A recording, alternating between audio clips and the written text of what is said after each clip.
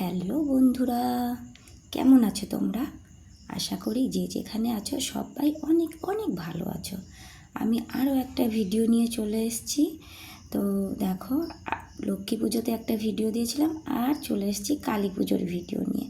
তো আমি তো বেশি ভিডিও দিই না, তো যে ভিডিওগুলো দিচ্ছি তো তোমরা একটু দেখো, আশা করি তোমাদের নিশ্চয়ই ভালো লাগবে। তো দেখো, কালী পুজোর দিন সকালবেলা উঠে আমি আসনটাকে ধুয়ে নিয়েছিলাম, মানে আমার সিংহাসনটাকে। তো একটুখানি ওটাকে মানে ডেকোরেট করে নিয়েছি। ডেকোরেট করে নেওয়ার পরে দেখো, আজকে হচ্ছে আমার মানে 16 সোমবারের সেই 13তম সোমবারের পুজো। আর যেহেতু সোমবার আর কালী পুজো, তো একবারে আমার দুটো পুজোই হয়ে যাবে এক উপসে। তো দেখো, এখানে আমি বাবাকে স্নান করিয়ে নিচ্ছি পঞ্চামৃত দিয়ে। তো তোমরা তো জানোই পঞ্চামৃতের মধ্যে কি কি থাকে। এখানে আছে দুধ, দই, ঘি, মধু আর একটুখানি চিনি। তো সেই পঞ্চামৃত দিয়েই আমি বাবাকে আগে স্নান করিয়ে নিচ্ছি। তো স্নান করিয়ে নিয়ে কিন্তু আমি আবার ভালো জল দিয়েই স্নান করাবো। তো তোমরা অনেকে আছো এইভাবেই কিন্তু বাবাকে মানে দুধ, দই, ঘি, মধু যাই পঞ্চামৃত কিংবা দুধ যা দিয়েই মানে দাও না কেন, অনেকে আছো তো এইভাবেই কিন্তু রেখে দাও। তো এটা কিন্তু কেউ করো না, এটা করাটা কিন্তু ভালো না। কারণ কি, তোমরা যখন স্নান করতে যাও, যখন সাবানটা মেখে কিন্তু সারাদিন বসে থাকো না। তো বাবাকেও ওরকম মানে এই পঞ্চামৃত দিয়ে মানে দুধ দিয়ে স্নান করিয়ে সারাদিন রেখে দাও কেন? ভালো জল দিয়ে স্নান করাও না কেন? তো এইভাবে কিন্তু মানে পঞ্চামৃত দিয়ে কিংবা দুধ দিয়ে যখন স্নান করাবে, স্নান করানোর পরে কিন্তু ভালো জল দিয়ে স্নান করাবে। তো দেখো, আমি পঞ্চামৃত দিয়ে স্নান করিয়ে তারপরে এমনি ভালো জল দিয়ে ধুয়ে তারপরে আমি বাবাকে আবার বসিয়ে দিয়েছি। এবার সব কিছু দিয়েছি, মানে ফল ফুল সব কিছু দিয়ে এবার বেলপাতাগুলো দিচ্ছি। এখানে আমি 16 সোমবারে কিন্তু আমি প্রত্যেক বছরই 8টা বেলপাতা দিয়ে শুরু করেছিলাম। যখন প্রথম শুরু করেছিলাম তখন থেকে কিন্তু আমি 8টা বেলপাতা দিয়েই শুরু করেছি। তো সেই নিয়মটাই কিন্তু আমি মেনে রেখেছি।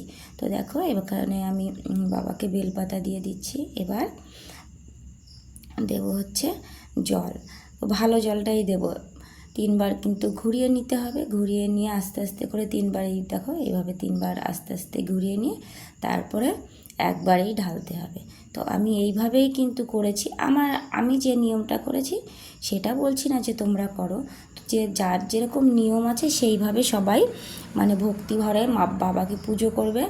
তো বাবা তো মহাদেব, যতই ভুল করো আর যাই করো সব ভুল ত্রুটি মাপ করে কিন্তু তোমরা যেটা চাও বাবার কাছে সেটা কিন্তু নিশ্চয়ই দেবে তোমাদের।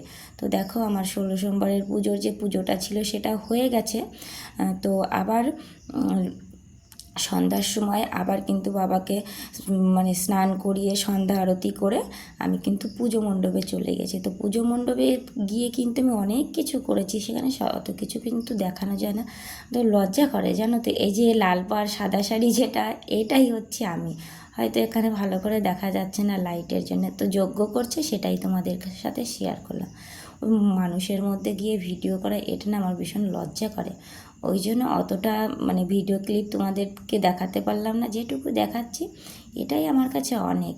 তো দেখো, কালী পুজো আমাদের মানে পাড়ার ক্লাবে পুজোটা, তো ঠাকুর নিয়ে এসছে। এবার পুজোটা হয়ে গেছে, আমাদের যজ্ঞটাও হয়ে গিয়েছে। তো যজ্ঞটা হয়ে যাওয়ার পরে এই ভিডিও ক্লিপগুলো তুলেছিলাম। তো পুজো টুজো করে বাড়ি এসেছি। বাড়ি এসে দেখো, বাড়ি আসার পরে তো প্রদীপ জ্বালাতে হয়, সেই প্রদীপগুলোই জ্বালিয়েছি। আগে কিন্তু মেয়ে আর ছেলে মিলে মোমবাতি জ্বালিয়েছিল। তো আমি পুজো করে এসেছি, এসে তারপরে আবার মানে প্রদীপ জ্বালিয়েছি। তেলের প্রদীপ তো জ্বালাতে হয়, সর্ষের তেলে যে প্রদীপগুলো সেগুলো জ্বালাতে হয়, তো সেইগুলোই আমি জ্বালিয়েছি। তো দেখো, জ্বালানোর পরে আমার মানে পুজোটা কমপ্লিট হয়েছে। কেমন লেগেছে কমেন্টে জানিও।